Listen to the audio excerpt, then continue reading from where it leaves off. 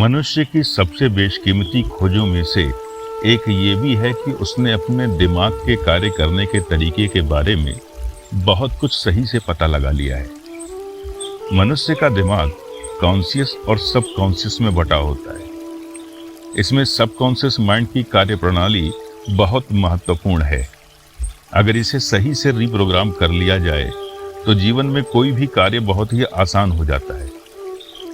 यदि इंसान के पास विचार होते हैं तो वह किसी भी कार्य को करने के लिए समय निर्धारित कर सकता है, उसकी प्लानिंग कर सकता है।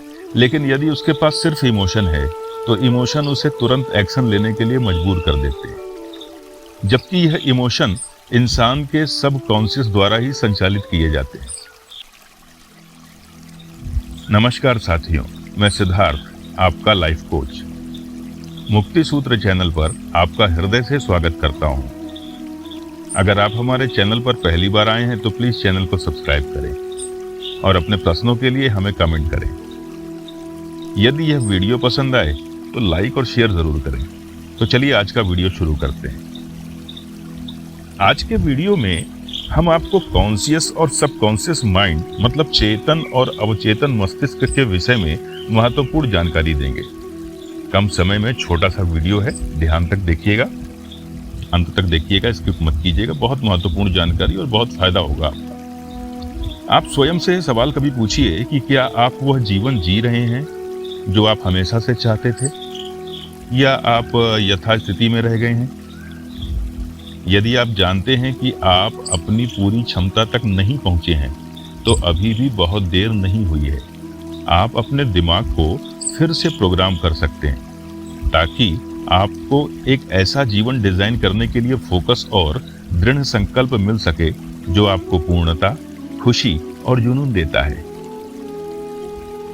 विचारों के स्तर पर जितने भी द्वंद्व, निर्णय या संदेह पैदा होते हैं वे चेतन मन की देन है। चेतन मतलब हमारा जागता हुआ मन। यही मन सोचता विचारता है। लेकिन चेतन मन संचालित होता है अवचेतन मन से, यानी हमारे विचारों और व्यवहार की बागडोर ऐसी अदृश्य शक्ति के हाथ में है जो हमारे मन को कठपुतली की तरह नचाती है। हमारा सबकॉन्शियस ब्रेन स्वचालित होता है, ऑटोमेटिक होता है, लेकिन हम इसे रीप्रोग्राम भी कर सकते हैं। इसके लिए हमें अपने कॉन्शियस और सबकॉन्शियस ब्रेन और उसके आपसी संबंध को समझना पड़ेगा। यदि मैं कहूं कि कंप्यूटर जैसे अत्याधुनिक और इंटेलिजेंट मशीन की परिकल्पना मनुष्य के दिमाग की संरचनाओं के आधार पर की गई थी तो यह कोई आश्चर्य की बात नहीं है। कंप्यूटर अपनी मेमोरी प्राइमरी और सेकेंडरी स्टोरेज में रखता है। उसी तरह हमारा मस्तिष्क भी अपनी सूचनाएं चेतन एवं अवचेतन मन अर्थात कॉन्शियस और सबकॉन्शियस माइंड में सुरक्षित रखता है।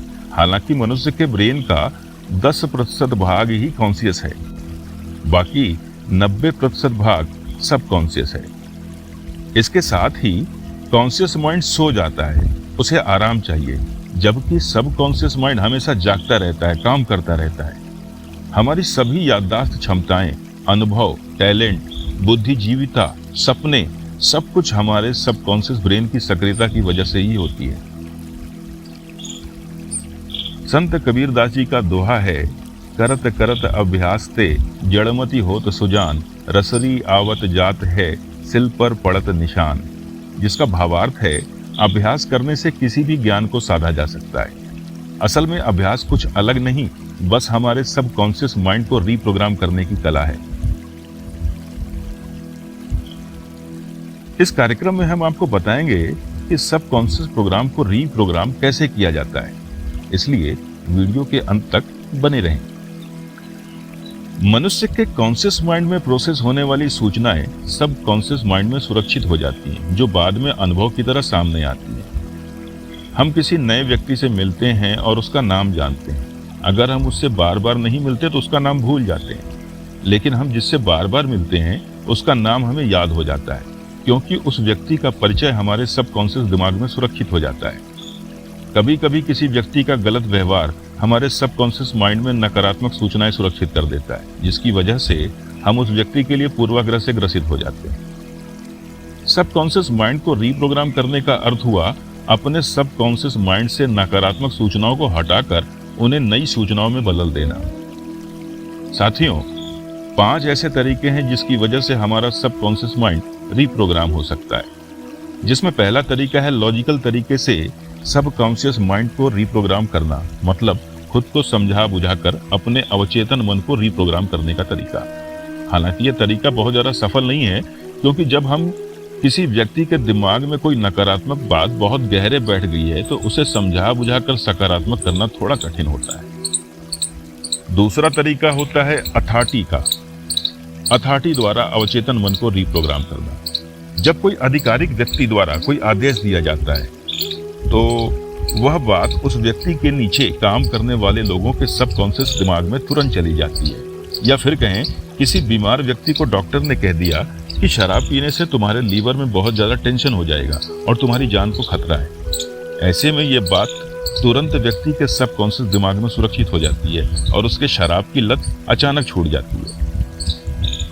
सबकॉन्शियस माइंड को रीप्रोग्राम करने का तीसरा तरीका है हैमरिंग, हथौड़े मारना, मतलब किसी बात को बार बार दोहराना।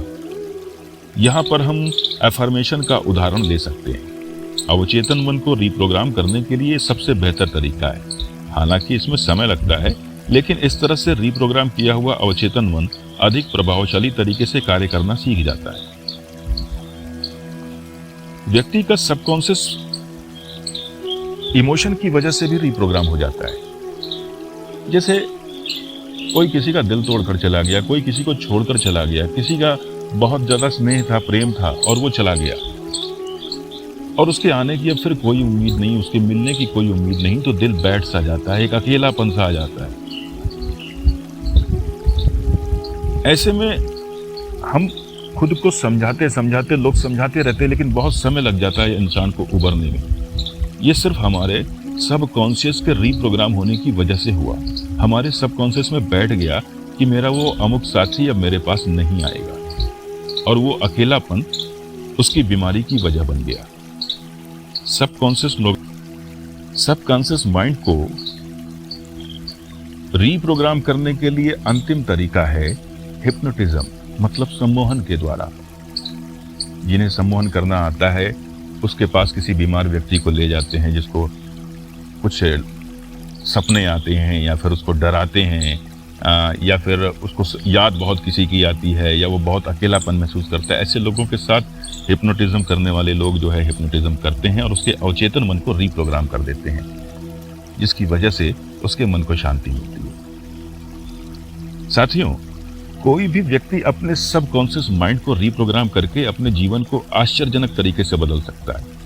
हम जल्दी ही माइंड को सकारात्मक बनाने वाले अफर्मेशन वीडियो लाने का प्रयास कर रहे हैं। हमारे वीडियो आपको मिल सकें, इसके लिए हमारे चैनल को सब्सक्राइब जरूर करें और बेल नोटिफिकेशन को ऑन कर दें।